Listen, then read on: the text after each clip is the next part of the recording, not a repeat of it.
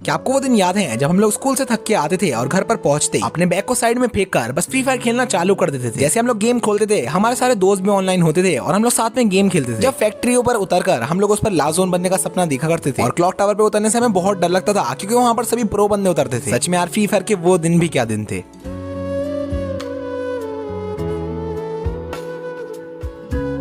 So hey what's up guys, welcome back to the video. तो guys आज की इस वीडियो के अंदर मैं आपको हमारे फ्री फायर की कुछ ओल्ड मेमोरीज याद दिलाने वाला हूं। और आज की वीडियो आप लोगों के लिए इमोशनल भी हो सकती है क्योंकि गाइस आज आपको आपकी सारी फ्री फायर की पुरानी मेमोरीज याद आने वाली है। जब आप लोगों ने फ्री फायर को नया नया डाउनलोड करा था तब आपके साथ फ्री फायर में क्या क्या हुआ था और आपकी फ्री फायर में क्या क्या मेमोरीज थी। और जितने भी न्यू प्लेयर्स इस वीडियो को देख रहे हैं आप लोग भी वीडियो को जरूर एंड तक देखना ताकि आपको भी पता चले कि हमारा पुराना फ्री फायर कैसा था। क्योंकि अभी जैसा फ्री फायर है ना, हमारा पुराना फ्री फायर वैसा बिल्कुल भी नहीं था। पुराना जो फ्री फायर था वो इससे बहुत अलग था और बहुत अच्छा था। तो गाइस क्या आप लोगों को फ्री फायर के वो दिन याद हैं जब हम लोग गेम को बस एंजॉयमेंट के लिए खेलते थे और अगर हमें गेम खेलने को कोई मना ना करे तो हम लोग दिन भर भी गेम खेलते रहते थे। क्योंकि उस टाइम पर हम लोग अपने दोस्तों के साथ गेम खेलते थे, हम लोग आराम से रैंक पुश करते थे और रैंक गेम में बहुत ही मजे करते थे। जिस टाइम पर लॉकडाउन चल रहा था उस टाइम पर हम लोग पूरे दिन तो गेम खेलते थे, उसके साथ साथ पूरी रात भी गेम खेलते थे। उस टाइम पर बस हमारा एक ही सपना रहता था कि काश हम लोग हीरोइक पहुंच जाएं। और हीरोइक पहुंचने के लिए हम लोग दिन रात रैंक पुश करते रहते थे, अपने दोस्तों के साथ रैंक गेम खेलते रहते थे। लेकिन तब भी उस टाइम पर हम लोग हीरोइक पहुंच ही नहीं पाते थे क्योंकि उस टाइम पर हीरोइक पहुंचना बहुत मुश्किल था। और 2019 के टाइम पे जो फ्री फायर का म्यूजिक था वो सभी प्लेयर्स का अब तक का सबसे फेवरेट म्यूजिक है। आपको सुनाता हूँ आखिरकार उस टाइम पे फ्री फायर का म्यूजिक कैसा था और आपको भी इससे बहुत सारी अपनी पुरानी मेमोरीज याद आ जाएंगी। तो आप लोग फ्री फायर का ओल्ड म्यूजिक ये सुनो।